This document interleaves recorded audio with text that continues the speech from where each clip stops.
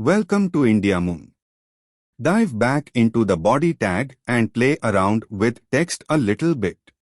See how we can format it in slightly different ways and show it to the user in different ways. So, I'll jump back over to brackets. Right, so here I am back in brackets, and this is pretty much where we left it last time.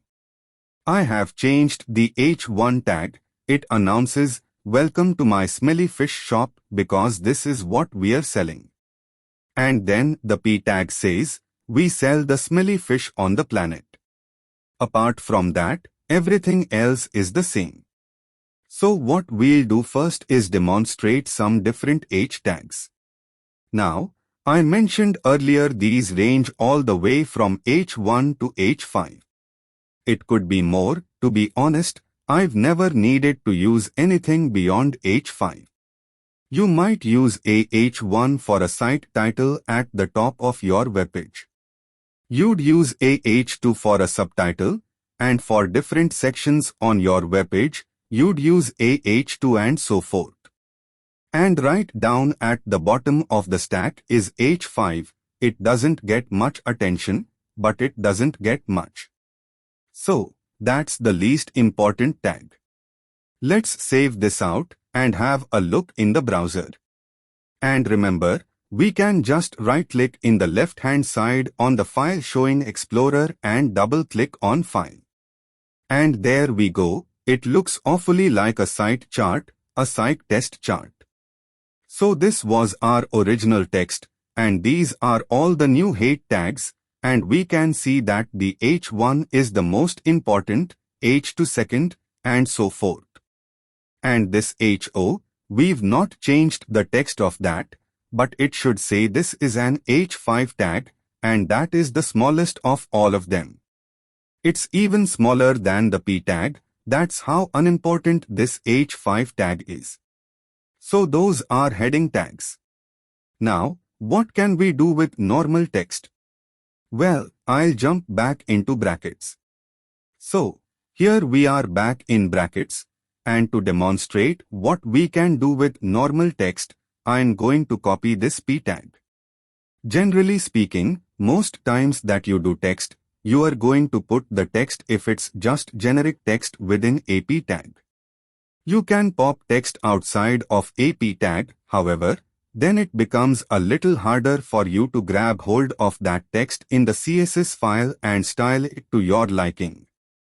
I would always recommend putting text within some kind of tag, generally AP1.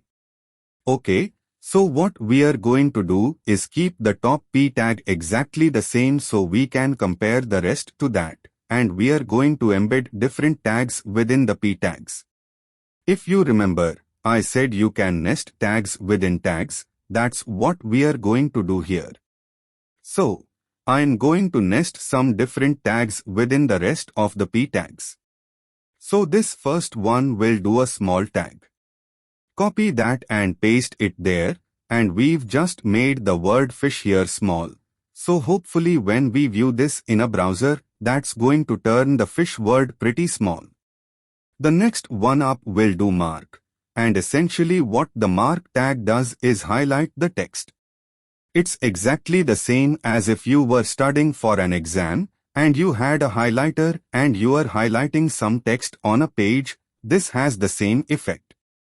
The third one will be the exact, and the sub tag stands for subscript, so that's going to make the text a little bit smaller and push it down below the normal text line. The next one we'll do is a sub. And by the way, I mentioned that brackets has this thing called code hinting.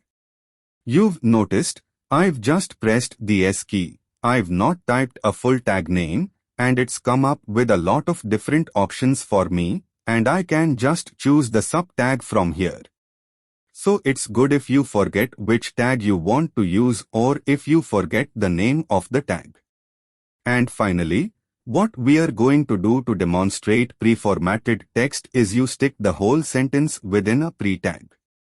Okay, so we are going to save that, and actually, I'll do one more thing just to demonstrate this subtag. I'm going to do 10 to the power of 4 because what sub stands for is superscript, and that's most efficient when you're doing things like 10 to the power of 4 as you've seen in some kind of mathematical equation. So, we've got our normal p tag, then the small one, then the mark, then the subscript, superscript, and then the pre-formatted tag. I'm going to save this out, and then we'll open this up back in a browser. And we can see we've got our first p tag here. Nothing's happened to that. The second p tag here, if you look closely, you can see that the word fish is ever so slightly smaller. We've got the third one, which was the mark time, very much like highlighting effect. The fourth one, which is a subscript, has brought the text down below the line. And the fifth one, which is a superscript, has brought the text above the line, very much like the mathematical equations where you see 10 to the power 4. The last one, which was a pre-tag, which stands for pre-formatted text, and that is kind of not give the text any browser styles. Okay, and that's because everything that we do in the pre-tag, the browser just takes that as is and displays it in the browser.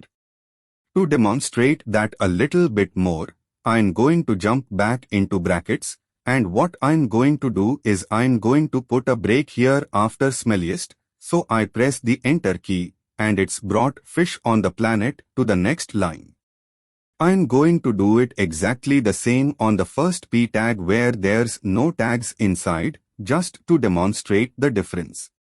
So, the p tag has no pre-formatted text in it, and the last p tag here has a bit of pre-formatted text in it where we've gone into a new line, and that change should show in the browser. So I'll open it up one last time, and we can see that here the last one we did, it's brought the second part of the sentence onto the next line because I hit enter and I brought it that way in the text editor. The top one has had no effect whatsoever.